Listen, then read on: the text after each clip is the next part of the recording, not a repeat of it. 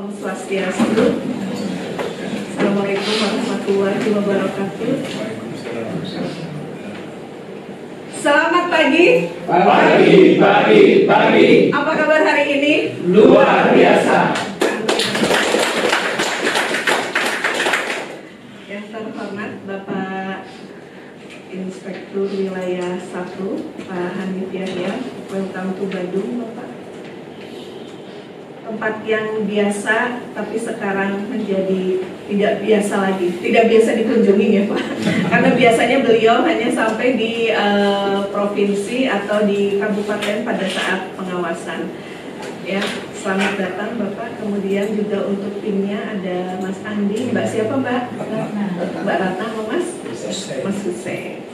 Ya, selamat datang di Kabupaten Badung, kabupaten dengan mungkin kondisi fisik penuh keterbatasan ya, mungil kayak gini, tapi insya Allah hasil yang dihasilkan cukup luar biasa. Baik, alhamdulillahirabbil alamin, puji syukur kita panjatkan kepada Tuhan Yang Maha Esa, Ida Sang Yang Widiwasa. Hari ini atas limpahan berkah dan izinnya kita bisa berkumpul dalam rangka kegiatan Entry Meeting Audit Kinerja Kegiatan Survei Biaya Hidup SBH 2022 pada Badan Pusat Statistik Kabupaten Badung. Kita sangat beruntung karena kita didatangi langsung oleh Bapak Inspektur, sehingga nanti kalau teman-teman mau bertanya ya sebelum kegiatan mungkin bisa kepada beliau, karena beliau adalah salah satu pengambil kebijakan di BPS RI. Baik, biar kita acaranya lebih cepat, waktu kami persilahkan untuk Bapak Inspektur. Silakan Bapak. Terima kasih Bu Nana. Assalamualaikum warahmatullahi wabarakatuh. Om Swastiastu. Salam sehat sejahtera untuk kita semua. Namo Buddhaya, salam kebajikan. Yang saya hormati Bu Nana, para BPS Kabupaten Badung, berikut tim BPS Kabupaten Badung yang tidak saya sebutkan satu persatu, tapi saya masih ingat namanya. Kalau satu panjang nanti lah. Dan tim auditor Inspektorat Wilayah 1, Mas Andi selaku pengendali teknis dan ketua tim, kemudian Mbak Ratna dan Hussein. Alhamdulillah pagi ini bisa berkumpul di BPS Kabupaten Badung, ya, tempat yang nyaman, tempat yang penuh kenangan, dan tentunya juga tempat yang memang ini menjadi sekarang ini menjadi percontohan sepertinya di Kabupaten Badung. Begitu banyak kegiatan yang ada di Kabupaten Badung. Kunjungan kami ke sini terkait dengan audit kinerja SBH. Ya, kita tahu bersama bahwa Kabupaten Badung ini adalah salah satu sampel baru dalam penyusunan inflasi melalui survei biaya hidup 2022 di samping Kabupaten Tabanan. Ya, yang dua itu sudah berlangsung lama ya, Kota Denpasar dan Kota Singaraja. Nah, kenapa kita perlu untuk melaksanakan audit kinerja? Karena inilah salah satu tolok ukur dari keberhasilan sebuah kegiatan. Kalau kita biasa mengaudit terkait dengan aspek keuangan dan administrasi, itu sudah biasa, artinya kita sudah mempunyai suatu tolok ukur, suatu indikator yang bisa menentukan apakah dalam sisi administrasi kegiatan tersebut sudah akuntabel atau belum. Tetapi dalam kegiatan audit kinerja ini itu belum ada tolok ukurnya, indikator keberhasilannya seperti apa. Sehingga untuk menyusun indikator tersebut, tim Inspektorat Wilayah 1 membuat ataupun merancang kertas kerja audit kinerja dengan berkonsultasi dengan pihak subject matter, dan hal ini adalah Direktorat Statistik Harga, kemudian juga dari aspek pengolahannya dengan SIS, dengan perencanaannya dengan Biro Perencanaan dan seluruhnya. Sekali karena kinerja itu tidak hanya mencakup aspek teknis, juga administrasi sana. Sehingga dalam waktu yang cukup lama sebenarnya mempersiapkan kertas kerja ini, tim tersebut sudah bisa membuat semacam semacam prototipe untuk dilaksanakan dalam proses audit kinerja. Nah, kenapa kita pilih SPH? Karena SPH ini merupakan kegiatan yang cukup besar dengan periodisasi selama berulang tahun, artinya tidak dalam 1 tahun selesai, tapi dia berulang tahun, mulai dari tahun 2021, 2020 kalau nggak salah mulainya itu perencanaannya, mulai 2021, 2022, dan sekarang juga masih dalam tahap penyelesaian untuk dirilis tahun 2024 nanti untuk menjadi diagram timbang dan juga menyusun inflasi untuk tahun 2024 dengan diagram timbang yang baru.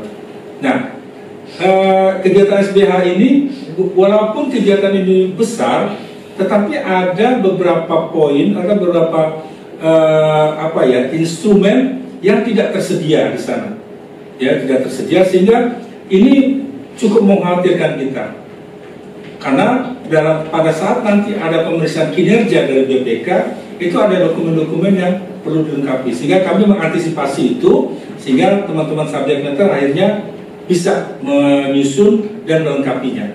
Ya, ada beberapa dokumen tersebut. Nah, untuk menjaga supaya pada saat audit kinerja yang dilakukan oleh BPK, karena BPK juga tidak hanya audit keuangan, tapi juga audit kinerja. Nah, mereka paham sekali tuh, teman-teman auditor dari pihak eksternal itu paham sekali. Mereka mempelajari aspek-aspek yang terjadi pada saat kegiatan tersebut.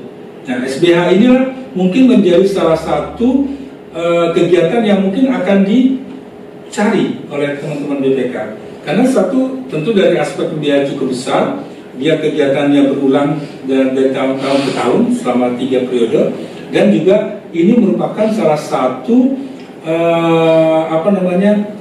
menjadinya sebagai RB tematik, ya, inflasi. Nah, sehingga tentu ini menjadi sebuah wacana, sebuah fokus oleh tiap-tiap pihak eksternal untuk mempelajarinya dan mengauditnya.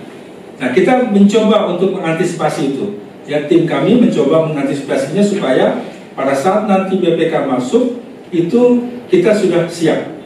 Nah, karena apa? Fungsi inspektorat itu adalah pendampingan sebagai penasehat, istilahnya penasehat yang bisa dipercaya, ya. Sehingga tidak hanya mencari sebuah ketidaksesuaian ataupun kesalahan, tetapi kita mencoba mendampingi dari awal proses tersebut sampai selesai. Nah, sini kan kita akan mencoba mengubah paradigma dari peran inspektorat utama di sini, sehingga bukan lagi sebagai watchdog, ya, bukan sebagai anjing pengawas, ya, tetapi lebih kepada quality assurance-nya. Ya, bagaimana kita bisa menjamin keseluruhan. Makanya sekarang ini setiap ada kegiatan oleh BPS, pihak inspektorat itu dilibatkan, mulai dari perencanaan, misalkan sesuai dengan wilayah tugas, ya. Kalau misalkan dari sini adalah wilayah 1 yang membawahi kedeputian Disjas dan MIS. Jadi karena SBH ada di Disjas, maka kami dilibatkan dari awal proses SBH, kemudian juga VATL dan sebagainya. Nah, dari sini kita akan mencoba untuk bisa membangun, ya, sebuah perangkat audit kinerja yang mungkin nanti akan kita bisa pakai untuk kegiatan-kegiatan lain, tidak hanya SPH, mungkin yang lain juga, misalkan untuk sensus pertanian, untuk yang kegiatan SE nanti juga kita sudah mulai merancang hal itu semua, termasuk juga penanganan manajemen risikonya. Sehingga dari sini kita berharap outputnya adalah itu betul-betul SPH yang berjalan ataupun berlangsung di Kabupaten Badung ini sesuai dengan pedoman. Artinya kalau di kinerja itu apakah pelaksanaan lapangannya sudah sesuai dengan keseluruhan perencanaan yang ada di yang sudah ditentukan oleh tim pusat. Nah, inilah yang menjadi concern kita.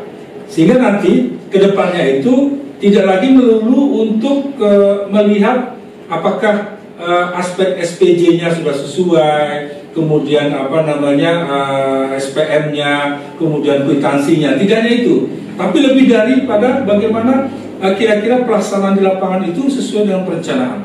Ini yang paling poin pokok. Karena sekarang memang fokus pada sisi auditor itu bagaimana menjamin audit kinerja itu betul-betul terlaksana dengan baik. Ya, kalau audit keuangan itu memang sudah rutin dan sepertinya sekarang sudah otomatis karena kita sudah punya membangun sistem yang kita buat di dalam suatu dashboard sehingga teman-teman sudah bisa mengetahui di mana letak peng-SPJ-nya administrasi sudah sesuai atau belum. Itu lebih mudah karena sudah ada pedoman dan sudah ada ketentuan dengan peraturan Kementerian Keuangan dan sebagainya. Tapi kalau kinerja belum ada. Nah, sehingga inilah perlu kita bangun dan kita buat. Nah, mudah-mudahan nanti secara teknis ya Mas Andi akan menjelaskan poin-poin apa yang akan dikerjakan ataupun disampaikan pada saat audit kinerja di SBH di Badung ini.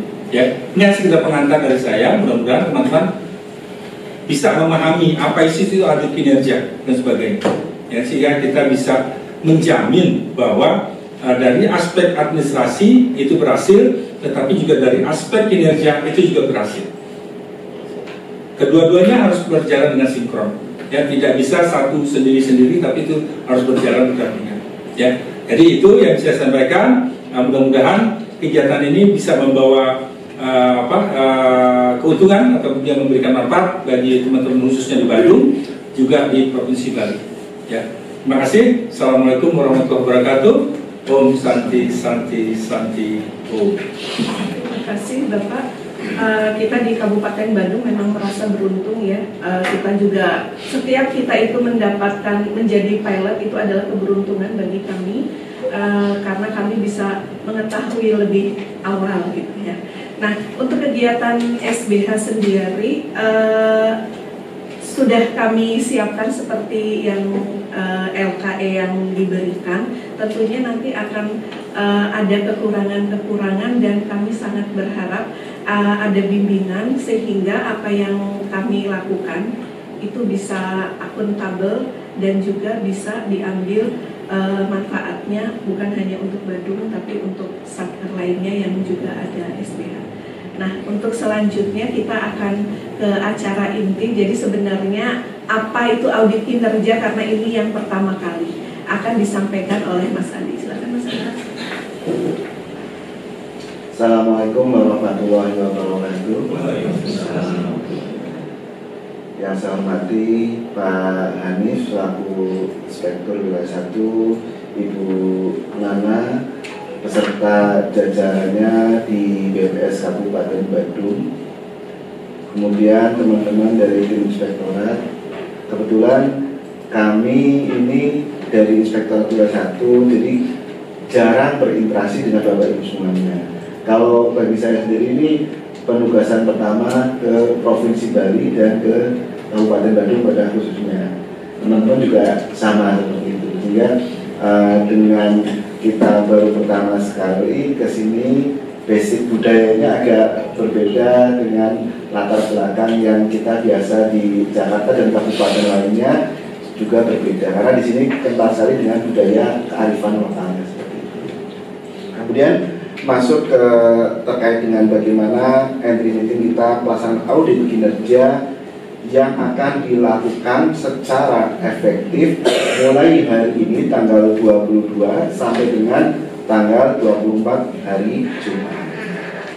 Nah, latar belakang kami di Inspektorat Wilayah 1 kenapa melakukan kegiatan audit kinerja adalah pada surat perintah Inspektur Utama nomor 1 tahun 2023. Setiap tahunnya Pak Inspektur Utama selalu mengeluarkan surat perintah yang menaungi bagaimana kegiatan Inspektorat Utama selama 1 tahun. Bagaimana kegiatan yang ada di Inspektorat Wilayah 1, Wilayah 2, dan Wilayah 3. Nah, yang saya tampilkan di sini adalah terkait dengan audit. Di sini ada audit itu ada sampai dengan 7. Ada kinerja keuangan negara yang Bapak Ibu sudah kenal adalah audit keuangan. Kemudian kalau dari BPK ini adalah auditnya di sini. Kemudian audit atas tujuan tertentu dari terhadap TL-nya BPK, audit kinerja TUSI. Nah, ini adalah masuk di audit kinerja TUSI. Tusi BPS adalah melakukan kegiatan sensus atau survei tusinya yang utama, sehingga ini adalah menjadi core, ibaratnya core bisnisnya di inspektorat adalah harus mengawal bagaimana kegiatan tusi utama menjadi lebih baik.